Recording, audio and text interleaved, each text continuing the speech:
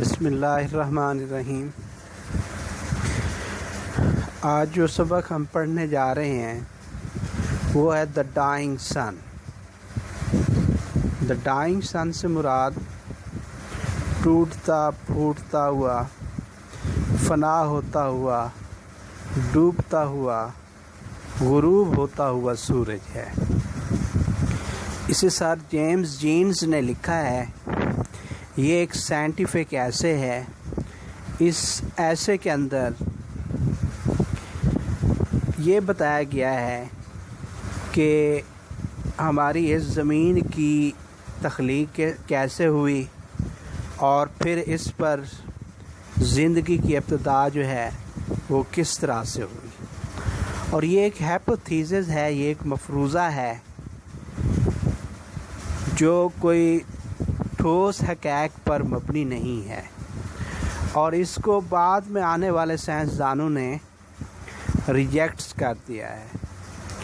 تو ہم اب اس ایسے کو ڈسکس کرتے ہیں۔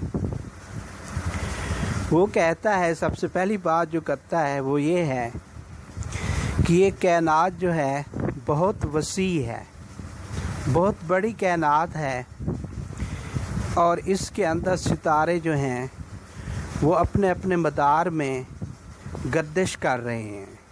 ہر ستارہ جو ہے اپنے مدار کے اندر، اپنے آربٹ کے اندر اس کی روٹیشن ہو رہی ہے، اور پھر بتاتا ہے ہمیں ستاروں کے میگنیٹیوڈ کے متعلق۔ وہ کہتا ہے کہ کچھ ستارے جو ہیں بڑے ہیں، کچھ ستارے چھوٹے ہیں۔ وہ کہتا ہے کہ کچھ ستارے اتنا بھی بڑے ہیں کہ جن کے اندر ہماری زمین جیسی لاکھوں کروڑوں زمینیں جو ہیں وہ اس میں سما جا سکتی ہیں، اور پھر بھی جگہ جو ہے وہ خالی بچ جائے گی۔ اچھا، پھر یہ ہمیں بتاتا ہے کہ ہر ستارہ جو ہے اپنے اپنے مدار میں گردش کر رہا ہے، اور یہ جو خلا ہے یہ بہت وسیع ہے۔ اس کے اندر کوئی چانس نہیں ہے کہ ایک ستارہ کسی دوسرے ستارے سے جا کر ٹکرائے۔ اور ستاروں کے سفر کرنے کے طریقے کے متعلق وہ ہمیں بتاتا ہے کہ کچھ ستارے جو ہیں وہ بالکل تنہائی میں سفر کرتے ہیں، اور کچھ ستارے جو ہیں وہ گروپ بنا لیتے ہیں اور گروپ کی شکل میں سفر کرتے ہیں۔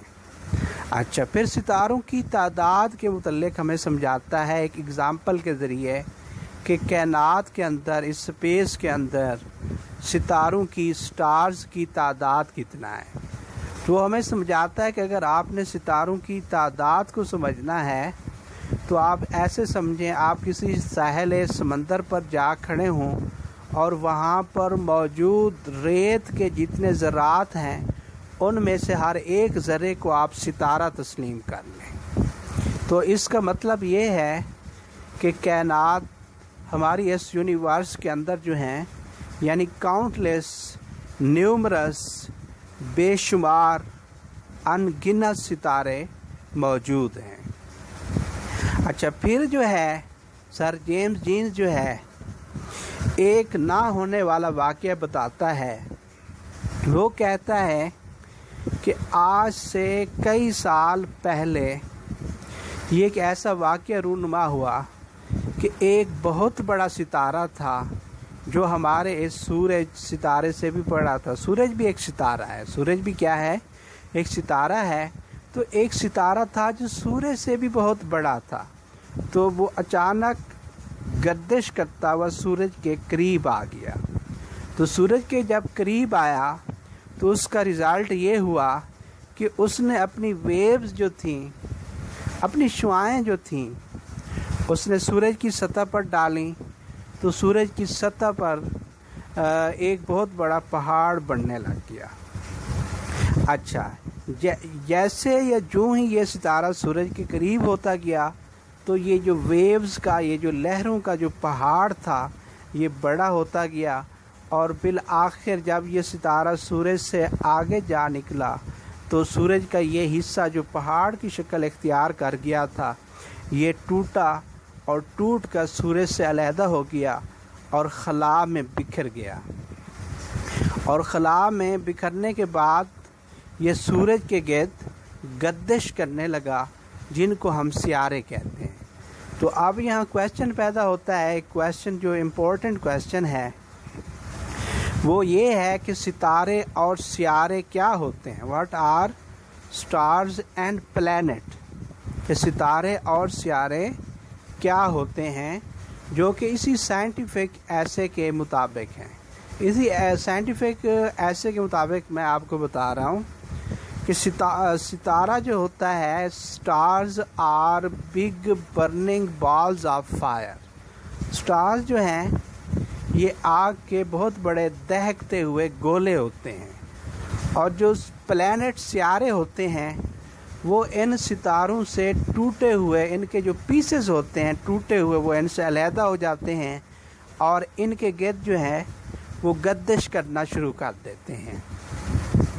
اس کے بعد سر جیمز جیم بتاتا ہے کہ اس یونیورس کے اندر، اس کائنات میں، اس زمین کے اندر زندگی کی ابتدا کیسے ہوئی۔ وہ کہتا ہے کہ پہلے یہ زمین چونکہ سورج کا حصہ تھی، اور سورج چونکہ گرم ہے تو یہ زمین بھی کیا تھی؟ گرم تھی، اور رفتہ رفتہ یہ ہماری زمین جو ہے یہ ٹھنڈی ہوتی گئی، اور پھر اس میں کسی نہ کسی طرح سے کوئی لیونگ آرگنیزم پیدا ہو گیا۔ ایک لیونگ آرگنیزم نے اس زمین کے اندر جنم لے لیا۔ تو اس لیونگ آرگنیزم کے اندر یہ خصوصیت تھی کہ وہ ختم ہونے سے پہلے اپنے آپ کو دوبارہ ریپروڈیوس کر لیتا تھا، یعنی اپنی کاپیاں جو تھیں وہ دوبارہ تیار کر لیتا تھا۔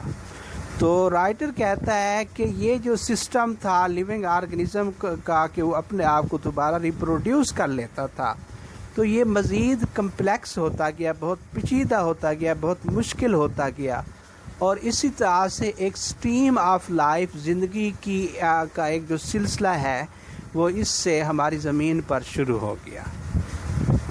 اچھا، پھر جو ہے رائٹر بتاتا ہے کہ ہم کائنات کے متعلق بہت زیادہ ڈرے ہوئے ہیں۔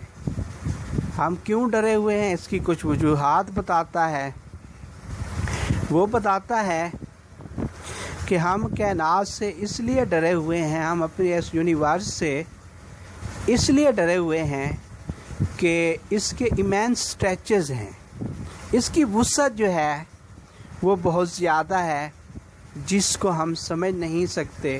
پھر نمبر 2 پہ وہ ہمیں بتاتا ہے سٹریچز آف ٹائم اینڈ اسپیس، زمان و مکان کی وسعت کی وجہ سے بھی ہم ڈرے ہوئے ہیں۔